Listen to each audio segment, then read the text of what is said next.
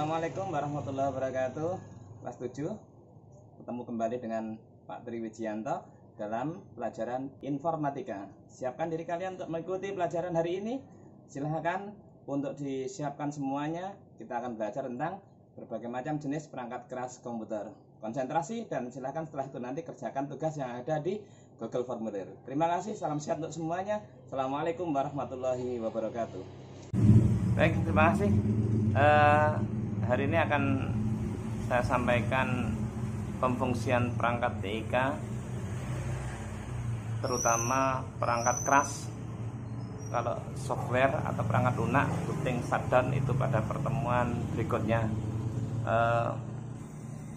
Kemudian harapan setelah belajar nanti, tentu saja kalian diharapkan bisa menyebutkan 3 macam jenis input.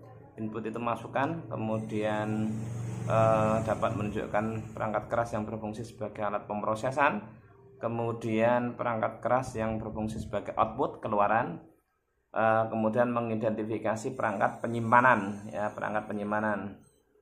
Baik, berikutnya definisi perangkat keras itu apa sih? Perangkat keras itu adalah perangkat komputer yang terdiri dari alat atau perangkat yang mempunyai fungsi untuk melakukan pemrosesan. Ya, alat pemrosesan tentu saja masukan, kemudian pengolahan data dan keluaran, serta bisa digunakan untuk melakukan penyimpanan. Ya, ini. Atau dengan kata lain bahwa perangkat keras itu adalah perangkat yang dapat diraba, ya, dapat diraba dan dapat dipegang. Itu namanya perangkat keras. Oke, lanjut. Apa saja yang menjadikan perangkat keras? Di antara nomor 1 adalah mouse. Mouse itu bahasa kerennya kita adalah tikus yang berfungsi untuk menampilkan atau memasukkan atau input data yang berupa gambar. Itu karena klik, tidak digunakan untuk nulis. Kemudian berikutnya adalah keyboard. Keyboard ini adalah perangkat masukan juga, ya, yang berfungsi untuk mengetik teks, nomor, simbol, dan perintah-perintah lain yang ada dalam komputer. Kemudian barcode. Kalau barcode ini adalah scanner, ya, barcode scanner yang digunakan untuk men-scan kode barang produk di pasar. Sering kita jumpai di mana? Swalayan. Oke. Joystick. Joystick ini adalah alat masukan. Nah, calanan mesti iso. Ya. Untuk apa? Game. Oke, berikut adalah scanner. Scanner ini yang digunakan untuk input, ya, input. Memasukkan data, nantinya berupa gambar yang akan keluar itu. Ya, masukkan data berupa gambar. Jadi gambar sampean, saya ulang di sini, gambar sampean dilebokne lewat scanner. Nah, lewat scanner. Maka keluarannya di monitor ini. Monitor ini alat keluaran. Alat keluaran yang berfungsi untuk menampilkan gambar dan tulisan yang telah diproses di dalam CPU. Berikutnya adalah LCD proyektor. Ini basa penake apa? Sorot gitu loh, yang digunakan alat keluaran untuk memperbesar gambar. Berikut printer. Ini juga alat keluaran, ya, alat keluaran. Alat keluaran yang berfungsi mencetak, ya, mencetak data, ya, mencetak data yang sudah kita jalan melakukan pengetikan. Speaker, alat keluaran, suara yang dikeluarkan.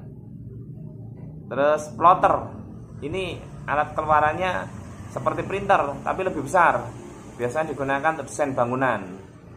Chipset, chipset ini adalah hardware yang ikut mengontrol aktivitas keluar masuknya data, atau traffic. Chipset merupakan IC ukuran kecil yang pada komputer merupakan layaknya polisi atau lalu lintasnya di komputer itu. Chipset namanya. Berikut motherboard. Motherboard, ya, motherboard berfungsi untuk melakukan penancapan alat-alat komputer di dalam CPU gitu. Lalu soundcard. Kalau soundcard maaf karena areanya area banyak pengamen akhirnya muncul suara di sana ya. Oke baik, tidak apa-apa. Untuk backsound aja.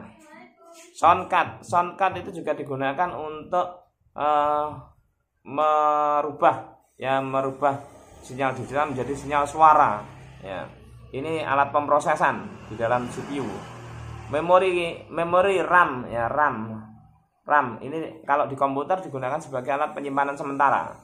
Terus kemudian VGA card digunakan untuk memberikan resolusi warna atau alat pemrosesan agar warna di dalam monitor itu lebih baik. Ini menggunakan VGA card. Kemudian CPU itu berarti wadah yang digunakan ada isinya motherboard untuk ditancapkan tadi, itu namanya CPU. Singkatannya dari Central Processing Unit. CD-ROM, rumahnya CD di dalam komputer sekarang sudah tidak ada. Floppy disk drive ya, floppy disk drive tempat yang digunakan untuk memasukkan flash disk 1,44 megabyte kalau dulu itu. Sekarang sudah tidak ada juga, semakin cepat kemajuan teknologi. DVD ini berarti di atas CD. Fungsinya sama dengan CD-ROM untuk membaca kemudian mengeluarkan data yang berada dalam CD. Hard disk ini alat penyimpanan tetap ya, yang ada di dalam CPU atau komputer. Ini alat penyimpanan. Kemudian floppy disk. Ini alat penyimpanan yang dulu lama, flash atau disket namanya. Kemudian compact disc CD atau DVD yang kalau kita mau nyetelnya juga di DVD tadi atau di CD-ROM. Memory card juga sebagai tempat penyimpanan ya. Kemudian flash disk juga sekarang ini masih ada ya, masih ada untuk alat penyimpanan. Terus modem ini terkait alat yang digunakan untuk sambungan dengan internet. WiFi ini berfungsi untuk dial up. Di lokasi dial up itu ya untuk menangkap transmisi untuk menghubungkan dengan internet yang dipancarkan oleh apa? Router. Nah, ini routernya.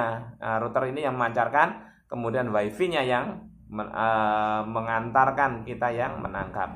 LAN card berfungsi sebagai penghubung antara komputer dengan komputer lain, biar untuk